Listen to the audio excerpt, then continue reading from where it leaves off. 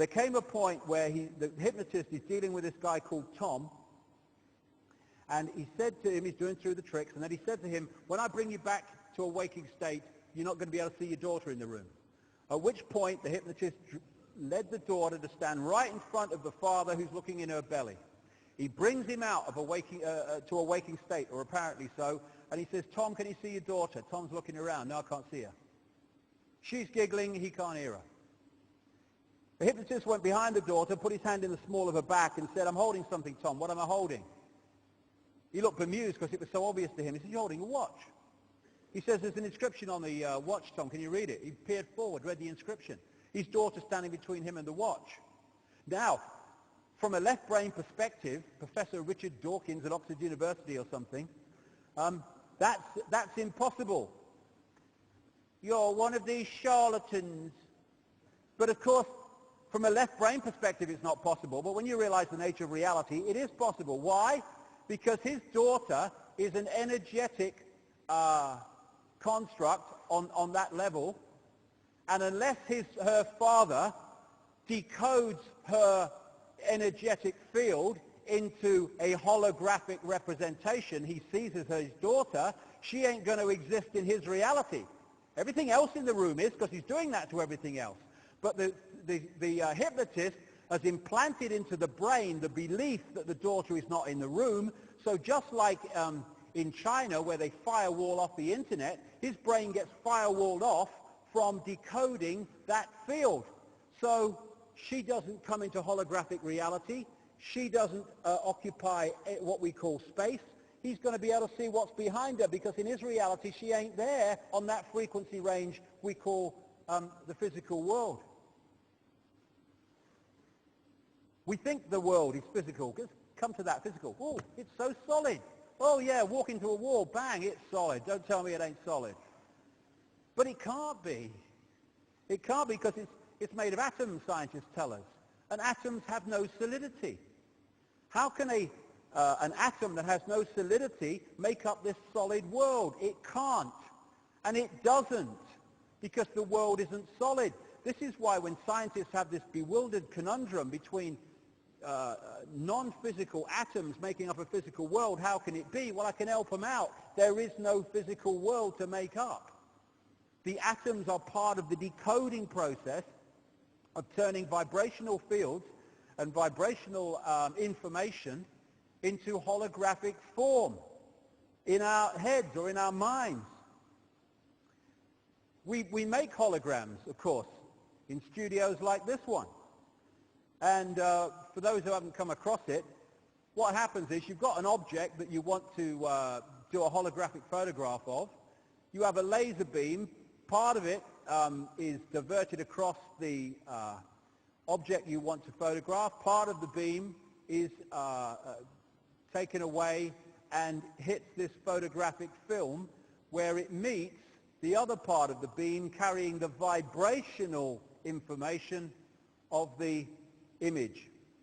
It's like two waves in water coming and colliding. When you have, they call it an interference pattern in holographic terms. When you throw two pebbles in a pond, where the waves they make collide is a vibrational representation of those two stones, their weight, their size, and where they dropped in relationship to each other. And that's the same principle as holographic film. It looks like fingerprints and stuff. It seems to have no form, no clarity, but you then fire a laser beam at this and bingo. An apparently three-dimensional image of what's been photographed appears before your eyes, appearing to occupy space, but not. These are all holograms. Some of them, the best ones, can look as solid as you and me. These are all holograms with no space, no 3D, just the appearance of it. There's the Queen, holographic photograph of the Queen. Very appropriate when we get to the second half. Queen's a lizard. You're mad.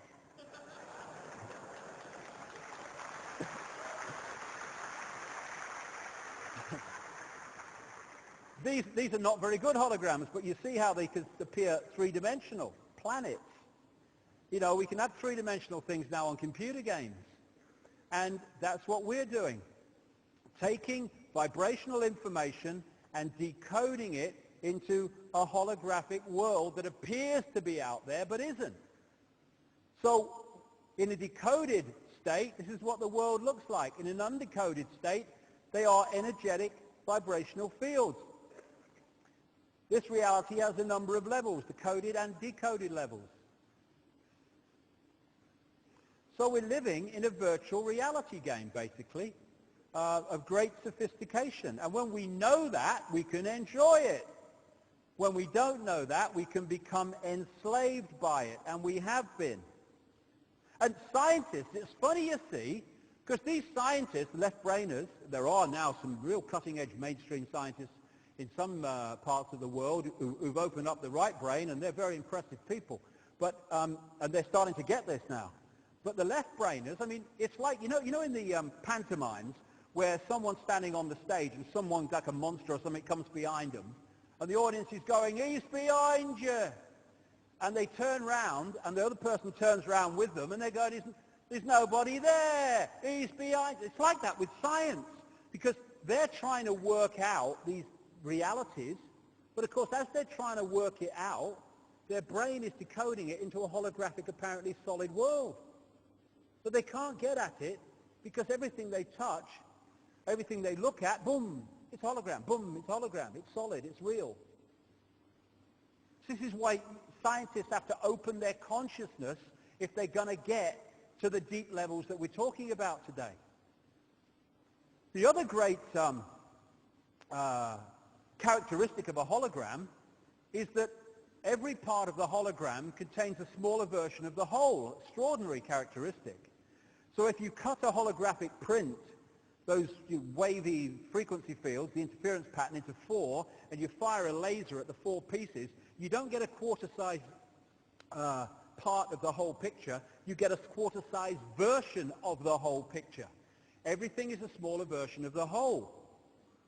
And that is why this works and what it's based on, if people started to realize it. Things like reflexology and acupuncture and these other alternative forms of healing, they can find parts of the body, this is reflexology, acupuncture is the same, that reflect in different parts of the body the bigger parts of the body, so they can treat the heart from a point on the foot or the hand. Different parts of the ear, you can treat different parts of the body from a point on the ear. Of course you can. It has to be like that because the body is a hologram, and so the ear is a smaller version of the whole in the way it works. We have this thing, this line that people say, "Oh, everything's as above, so below." Yes, because it's a hologram. So, that is why the human energy field is mirrored by the Earth's energy field, because it's a hologram, and every part of the whole, at all the different levels, is a smaller version of the whole.